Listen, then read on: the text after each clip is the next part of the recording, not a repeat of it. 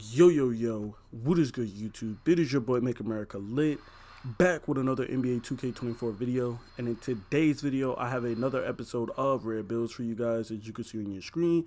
In today's episode, we are going to be creating a diamond 3&D 2 guard. So let's just jump straight into the build. Now, obviously, in order to make this build, you have to make this build at the shooting guard position. Otherwise, you won't get the proper name. You won't get the 2 guard name because, shooting guard is the 2 guard. As for the height, the weight, and the wingspan, you can tweak this however you like.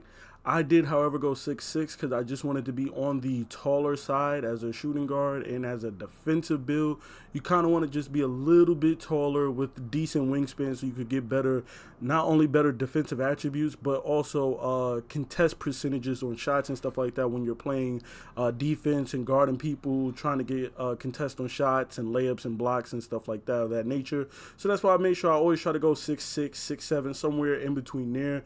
Can't go wrong with that. Weight, obviously 200 pounds, and then 6'11" on the wingspan. Like I said, you can tweak this however you like. This is just what I went with from my template. And then these are the attributes that I went with: 50 close shot, a 70 driving layup, and a 50 driving dunk.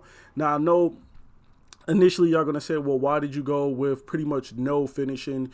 I usually shoot for finishing on these builds, but because I wanted to be just elite at defense, I put more of my, attributes into defense than anything else. If you do want a little bit more finishing, then you can probably take away some of the playmaking, but I did want to also have some decent playmaking abilities as well too, because we're going to be a diamond build. You want to be able to actually pass at a high level as well too. Usually 3&D builds can't really pass that well. Usually we go shoot for like a 70, 75, somewhere around that for the passing. So that's an extra, 20 points that we put into playmaking, but it's definitely going to be worth it when you see the badges that we're going to get with that high pass accuracy. But that's the reason why the finishing is kind of low.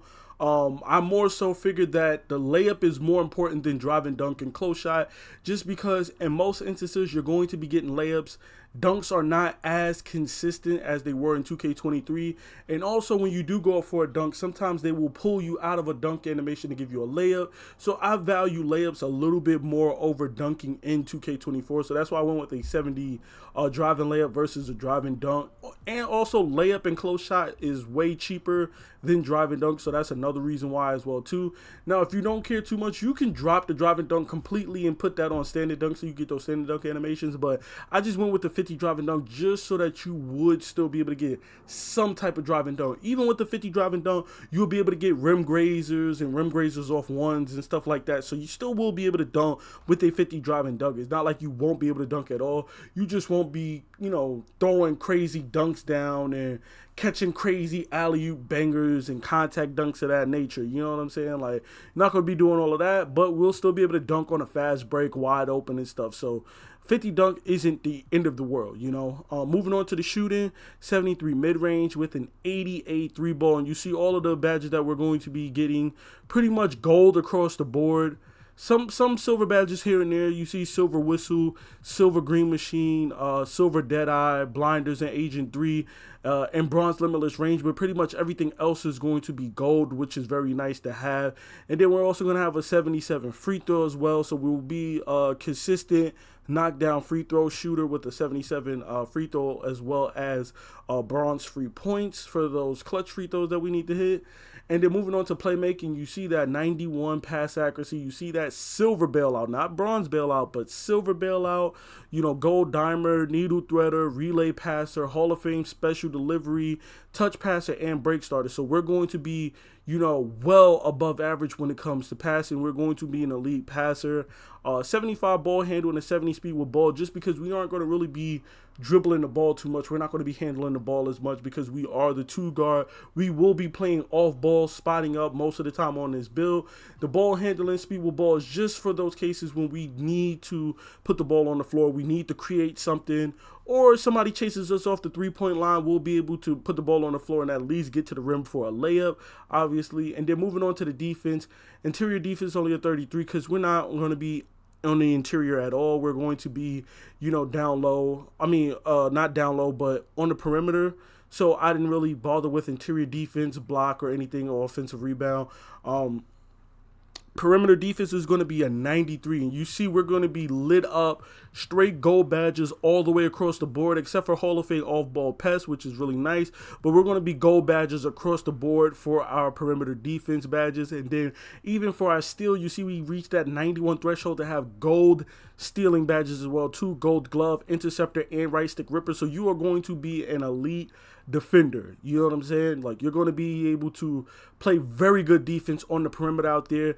And then I also went with a 60 defensive rebound. Now, for those of you who decide that you want to go a little bit taller on this build, you might want to sacrifice some points on steal. I would drop down to like around an 85, maybe even an 80 steal to put those points into your block and interior defense so you can net bronze anchor, because bronze anchor goes a long way when it comes to getting blocks. I went 6'6" on this build. As you can see right here, you need to be 6'7" or taller, so it won't even matter that I don't put no block on this build, because I can't even get anchor anyway because I'm not tall enough.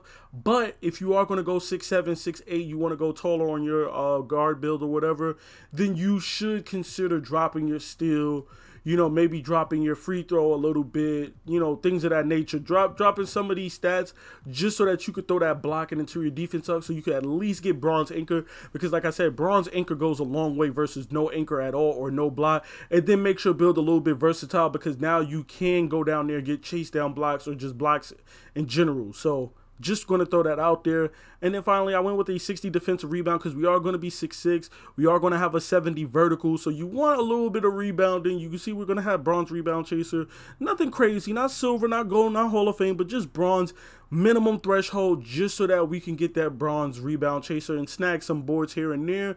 I have another build that's 6'6" as a point guard. And even then, I still average around about 3 boards in rec, just coming down there, helping out every now and then. You know, I don't really like to leak out too much. I like to be the one to bring the ball up as the PG. So, you know, that bronze rebound chaser can go a long way depending on your positioning and, you know, your IQ for knowing when to go for boards and when not to go for boards. And then finally, we have the physicals. You see that 89 speed, 86 acceleration, you know, a 60 strength, which isn't super ideal, but it's good enough to get us that gold clamps. It's good enough to get us bronze fearless finisher and bronze physical handles. And then, of course, like I said earlier, that 70 vertical, as well as that 95 stamina, which is going to give us gold 94 feet and gold workhorse as well, too. And then, of course, you see the shades of, we get the shades of Larry Hughes, DeJounte Murray, and Austin Reeves, which is kind of funny, them considering Austin Reeves a 3&D player, but whatever. As you see our name, Diamond 3&D 2 guard. So there you have it. This is my Diamond 3&D 2 guard build for NBA 2K24. It's been your boy Make America Lit. Please be sure to drop a like, comment, and subscribe for more NBA 2K24 content. And of course, more rare builds like this. I'm out, guys. Peace.